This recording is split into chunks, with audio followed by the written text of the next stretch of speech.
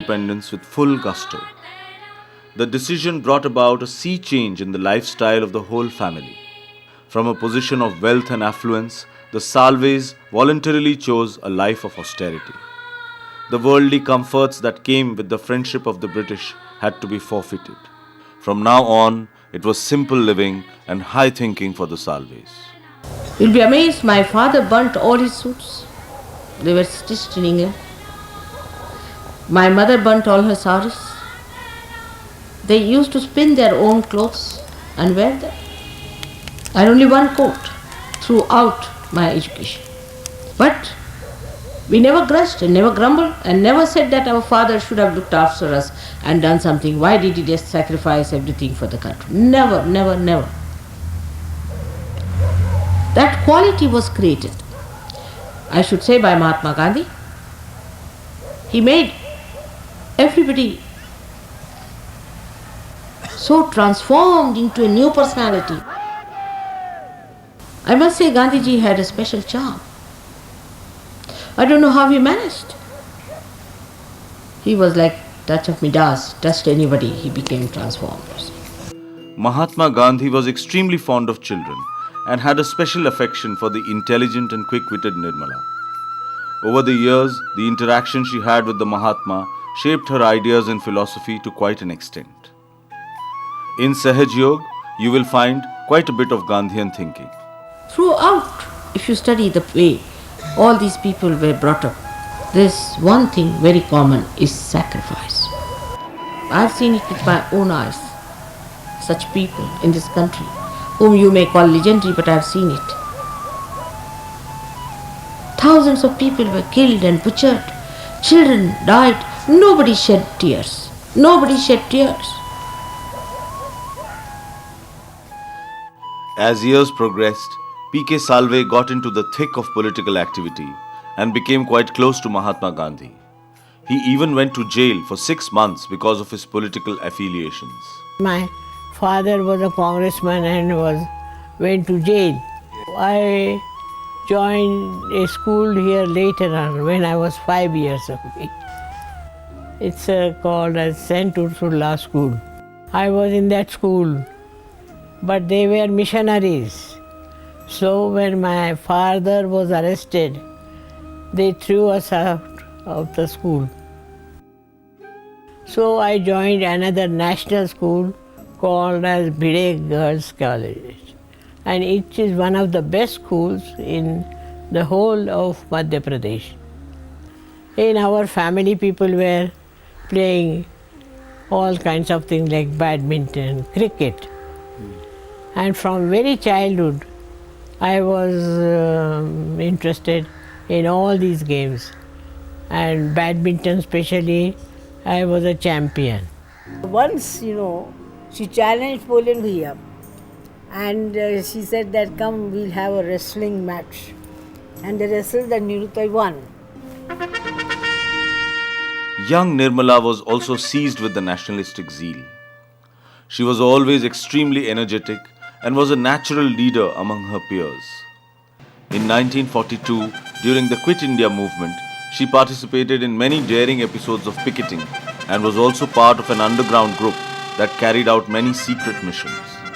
Because we were all college students and we all wanted to stop the colleges. Then some or other we got into another kind of mysterious acting. We used to distribute bulletins, used to call them. We used to call them bullets, and spread disorder among students.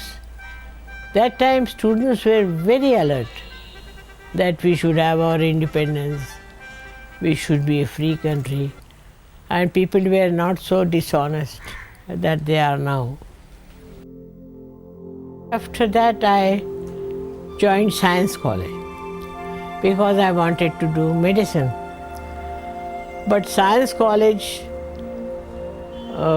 we had a strike and I became the leader of the students. So they asked me to get out of the college. So I had to leave the college. Then I went to Lucknow to study in Isabella Thuban College. That's also another missionary. But from there I did my inter-science. And then I did my medicine from Lahore. In the year 1947, P.K. Salve was a member of the Central Legislative Assembly at Delhi, while Nirmala was studying in her fourth year of medicine at Lahore. It was at this juncture that a tall young man was introduced into the Salve household. His name was Chandrika Prasad Srivastav. Chandrika Prasad Srivastav was a college friend of Nirmala's older brother Narendra Kumar Salve. He was temporarily working for the Ministry of Commerce in Delhi and needed a place to stay for a few days. Narendra Kumar invited him to stay as a house guest at the Firoz Shah Road house, and C.P. Srivastav accepted the invitation. Little did he know that this was a move that would change his life in such a significant manner. He soon became very popular in the large Salve family, both among the elders and the young. It was natural, therefore, for Narendra Kumar to think of him as a suitable match for his sister Nirmala. In our country in those days, there was no choice, nothing. Whatever parents said, you had to listen. So, according to the choice of my parents, they selected him. He was a friend of my brother.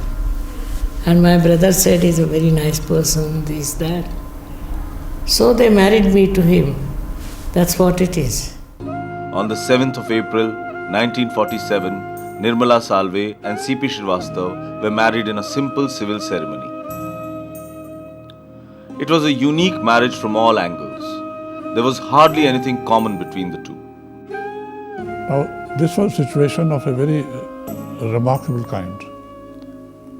I came, as I told you, from old families, conservative families, pro-establishment families, landholders. And here was a family fighting the British, totally on the other side. So it was a totally different background. My background was totally different. And I was from UP, a particular community. She belonged, they were of another community, as you know. So there was nothing common between us as far as heritage goes. But despite the regional, cultural and linguistic differences, there was a very strong common point that they both shared. Their love for the country, their love for India. And soon, they both saw their biggest dream come true. The dream of seeing India as a free nation.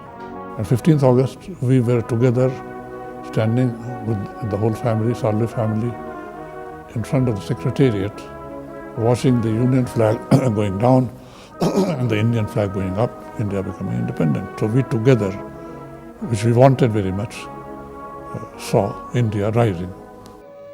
In the early years of her marriage, Nirmala Salve lived like a normal housewife with her extraordinary husband. They soon had two lovely daughters, Kalpana and Sadhna, and Nirmala's life was woven around their upbringing and education.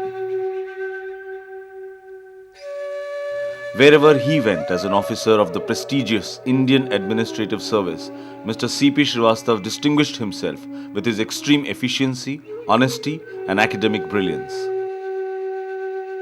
Shri Mataji was right beside C.P. Srivastav in all the ups and downs of his high office. She was no silent housewife. In fact, she took active interest in the affairs of the state and was part of many a discussion which eventually shaped the national policy.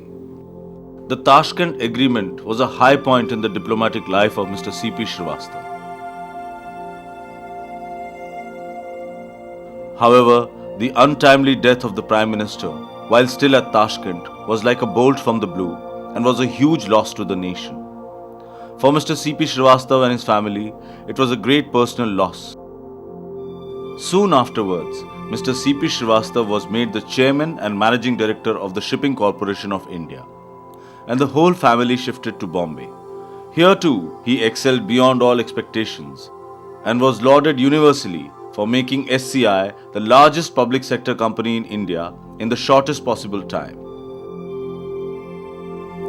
In the meanwhile, Shri Mataji was readying herself for a much larger role in the world. Both her daughters were more or less settled in life, and she was now in a position to give more time to her deepest interest, spirituality. Until now, she had been an excellent wife and a loving mother, but it was time to fulfill her true destiny. It was time to become the loving mother to the whole world. From my childhood, I have been a spiritual person, very major. I read all the Gitas and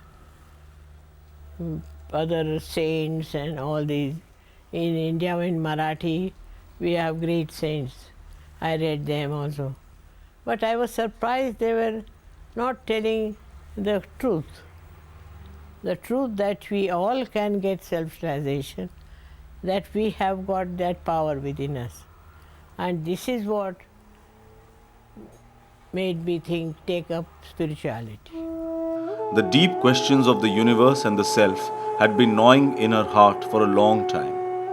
On the 5th of May 1970, on a lonely beach of Nargol, about 150 kilometers from Mumbai, all of a sudden, she had an incredible moment of self-realization.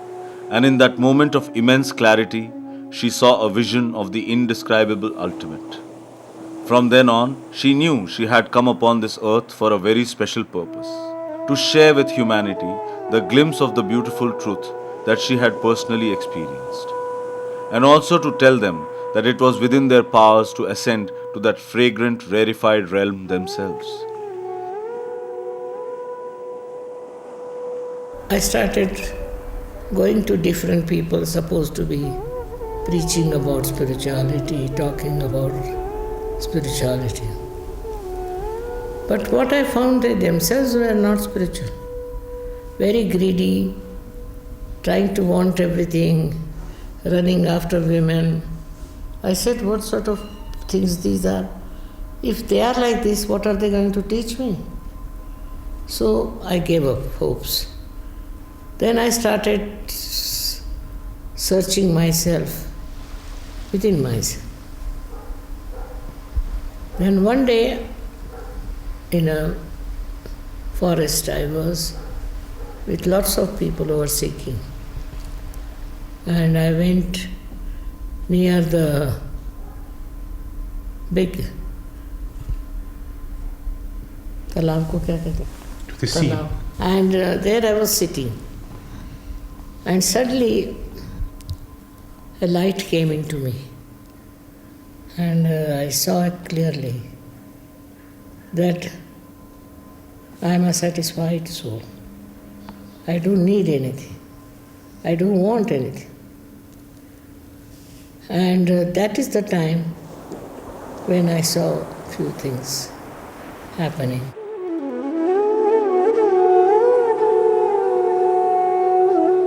Thus was born Sahaj Yoga, a wonderful, joyous means of achieving self-realization, a new way of life, a glittering path to happiness, health, and the fulfillment of pure desires.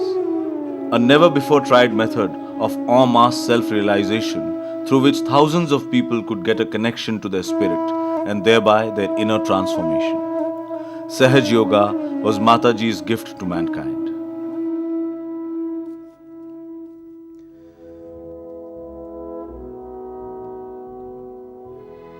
In 1974, Mr. C.P. Srivastava was elected as the Secretary General of the International Maritime Organization in London. This appointment was a peaking achievement in an already glorious career, and it proved fortuitous for the movement of Sahaj Yoga, because in London, Sahaj Yoga found an international platform.